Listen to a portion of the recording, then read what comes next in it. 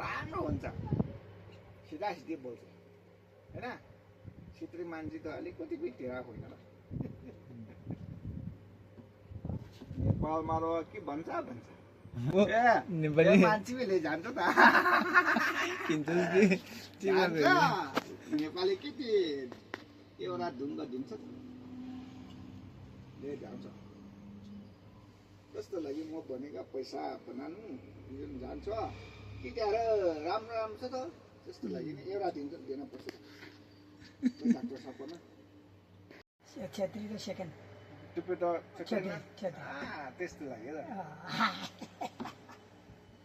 खड्का छेत्री छेत्री त यस्तो के भन्छ मुस्तेसको भन्छ